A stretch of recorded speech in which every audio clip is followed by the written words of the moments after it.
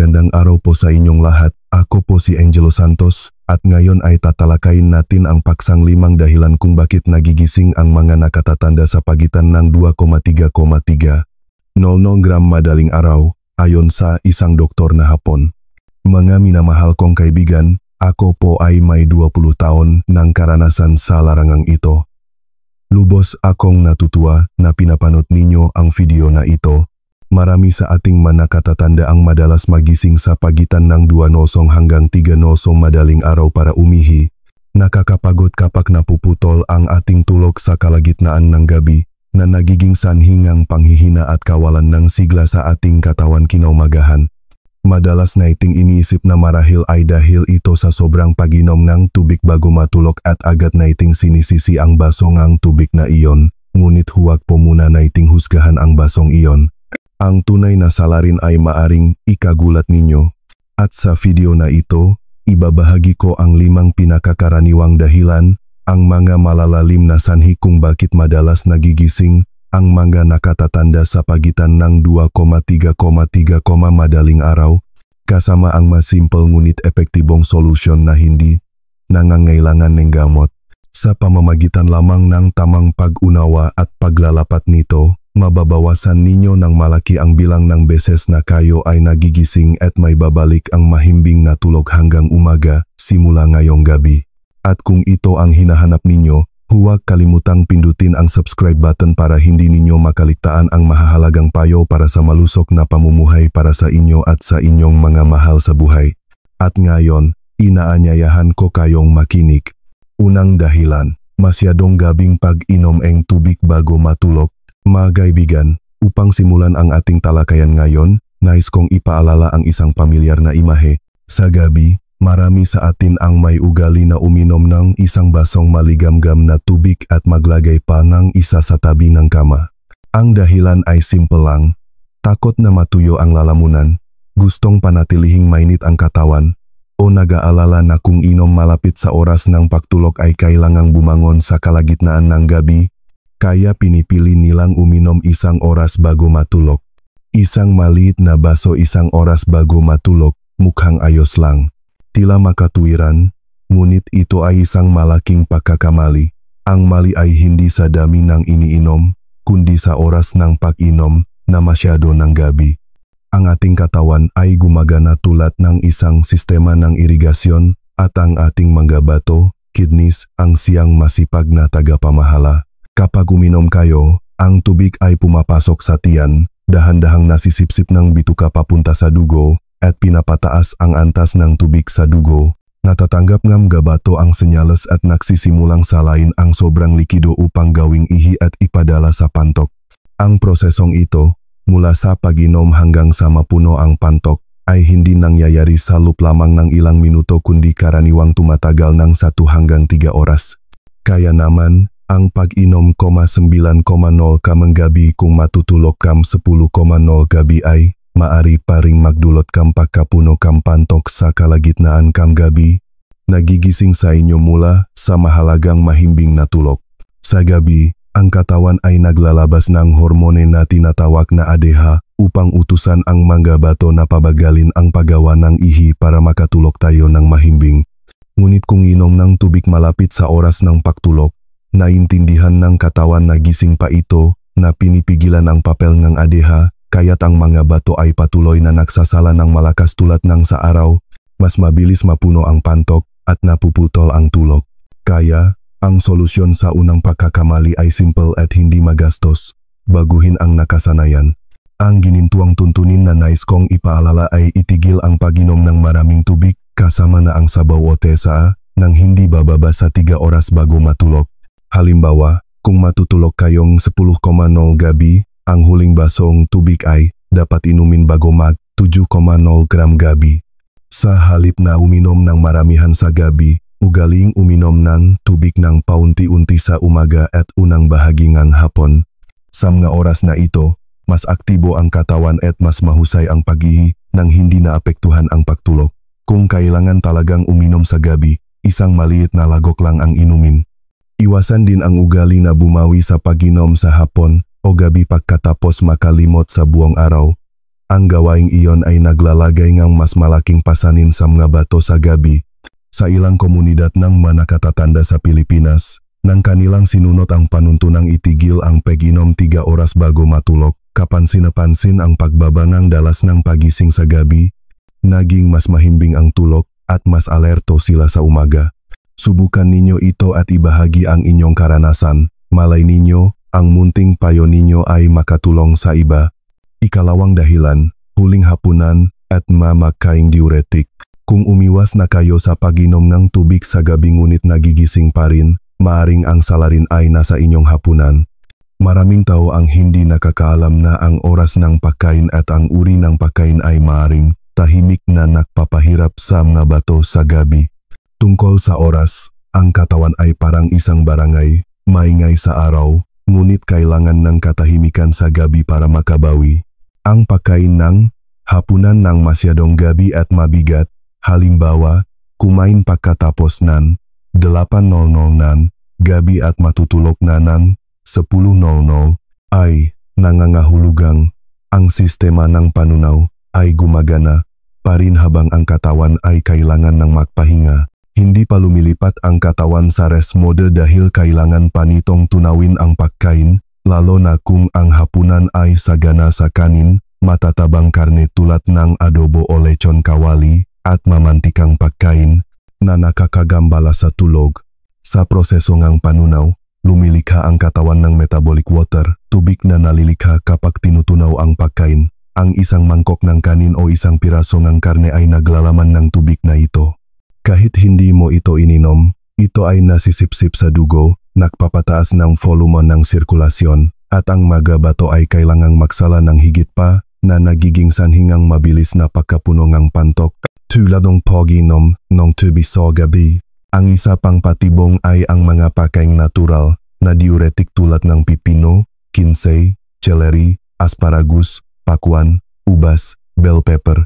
Pinasisigla nito ang mabato na maglabas ng tubig at asin. Ang pagkain ng marami nito sa gabi ay parang pag-imbita sa mabato na magtrabaho at nagagambala ang tulog.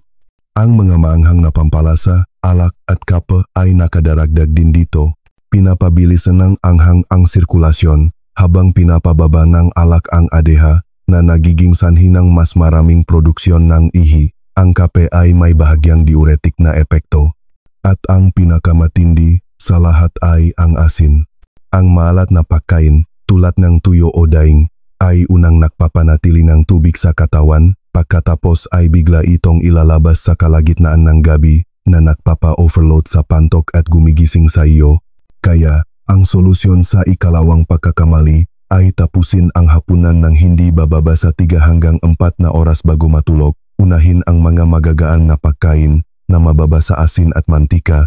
Sa gabi, pumili ng magaan na sabaw tulad ng tinola, steamed na gulay, o nilagang kamote. At kung gusto ninyo ng salad o juice, kainin ito sa tanghalian o sa hapon.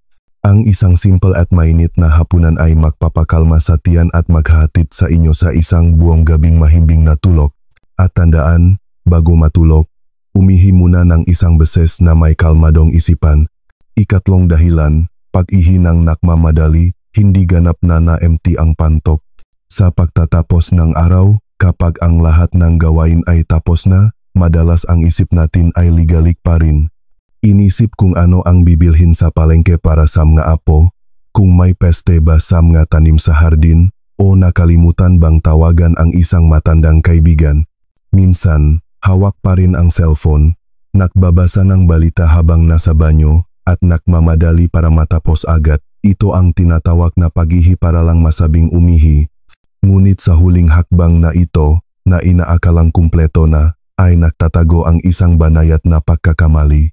Ang pantok ay hindi ganap na nawawalan ng laman. Ang pantok ay parang isang lobo na nababanat. Kapag puno na ito, ang manerbiyos sa dingding nito ay nagpapadala ng senyales sa utak. Upang ganap na ma-empty ang pantok, hindi lamang ito dapat kumilos, kundi kailangan ding makrelax ng sabay ang makalamnan sa ibabang bahagi ng tiyan at pelvic floor. Isipin ninyo na ang pelvic floor ay parang isang duyan na sumusuporta sa inyong ibabang bahagi.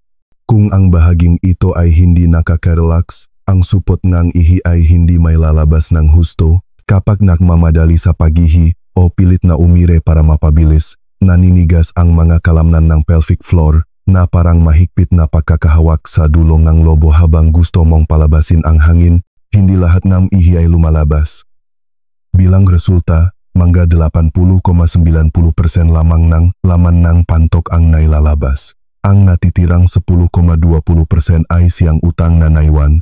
Sa buong gabi, habang patuloy na nagsasala ang mga bato, unti-unting dumarami ang ihi at mas maagang mapupuno muli ang pantok na nagiging sanhing pagising ninyo sa 2 ngolen o 3 ngolen umaga.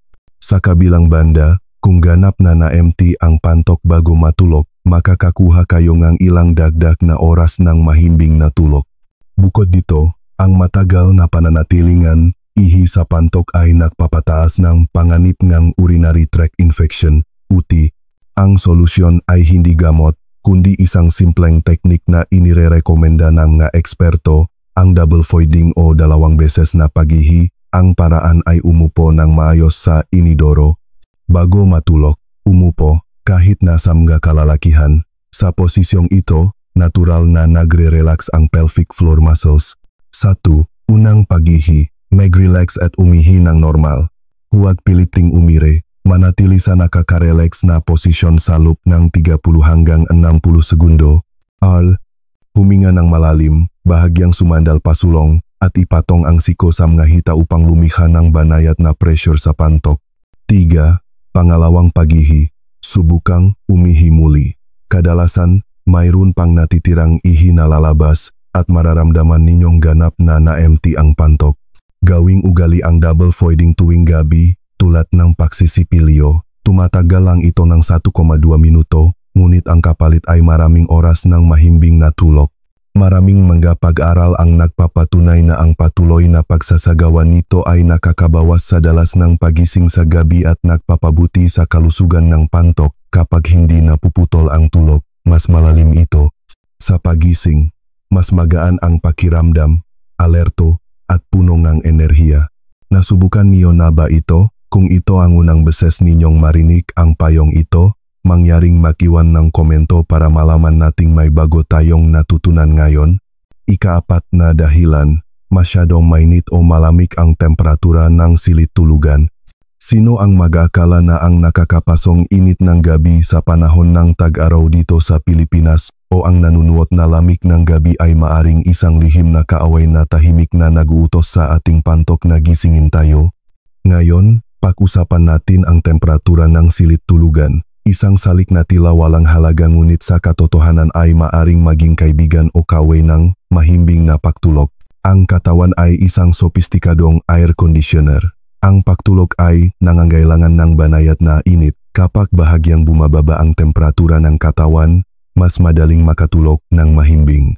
Habang tumatanda, ang mekanismong ito ay humihina. Kaunting pagbabago lang sa temperatura ay pinipilit ang katawan na mag-adjust, na nagiging sanhi na mababaw na tulog. Kung masyadong mainit ang silid, hindi sapat na nakakapagpalamig ang katawan at nagre-resulta ito sa mababaw na tulog. Kapag mababaw ang tulog, bumababa ang produksyon ng ADH, ang hormone na kumokontrol sa ihi sa gabi. Dahil dito, hindi nautusan ang nabato na magpahinga at patuloy itong gumagawa ng ihi tulad ng sa araw, na nagiging sanhi ng mabilis na pagkapuno ng pantok. Kung masyadong malamig ang silid, kapag malamig ang kapaligiran, ang manggadaluyan ng dugo sa balat ay sumisikip para mapanatili ang init na nagtutulak sa dugo papunta sa gitnang bahagi ng katawan at nagpapataas ng presyon. Ang mga bato ay sensitibo sa pagbabagong ito at magsisimulang magsala ng higit pa para mabawasan ang presyon. Ito ay tinatawag na cold diuresis. Kaya, kahit hindi uminom ng tubig, mapipilitan tayong umihi sa kalagitnaan ng gabi. Ang solusyon sa ika-4 na pagkakamali ay lumikhan isang perpektong microclimate para sa pagtulog. Sa panahon ng tag-init, panatilihing mahangin ang silid. Gumamit ni electric fan sa mahinang setting at iwasang direktang nakatutok sa inyo. Sa panahon naman na malamig, iwasan ang mga damit pantulog na gawa sa nylon, mas mainam ang koton na nakakasipsip ng pawis. Gumamit ng ilang manipis na kumot para madaling i-adjust. Ang maliliit na pagbabago tulad ng pagpapalit ng kumot, pagayos ng electric fan, o pagpili ng tamang damit pantulog ay maring makabawas ng malaki sa bilang ng beses na pagising. Ilang grado lang ng pagkakaiba ay maaring magpasya kung ang gabi ay magiging mahimbing o puno ng pagising. Kung kinakailangan, gumamit ng air conditioner sa sleep o eco mode. Subukan ito ngayong gabi at mararamdaman ninyo ang pagkakaiba. Ikalimang dahilan, pakepon ng likido sa mga binti dahil sa grabidad. Ibubunyag ko ang isang sikreto na ikagugulat ng marami. Ito ang final boss sa ating kwento, isang salarin na bihira nating maisip. Hindi ito matatakbuhan sa basong tubig o sa platong pagkain, kundi nasa ating mga binti at sa batas ang grabidad. Sa buong araw, habang tayo ay naglalakad, nakatayo habang nagluluto, o nakaupo habang nanonood ng TV, ang ating patayong posisyon ay nagiging sanhing pahilang grabidad sa mga likido sa katawan pababa sa pinakamababang bahagi, ang ating mga binti at paa.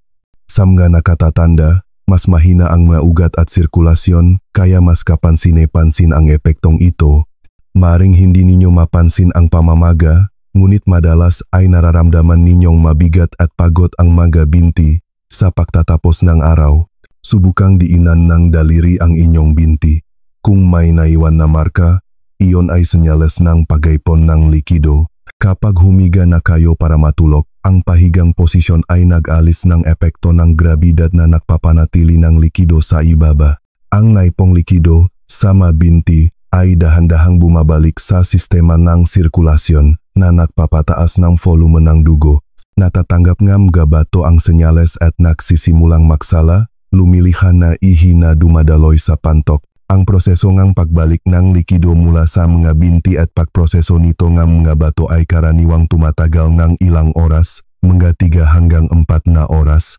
Kaya naman maraming tao ang nagigising bandang 2,0 hanggang 4,0 na madaling araw kahit hindi uminom ng dagdag na tubig.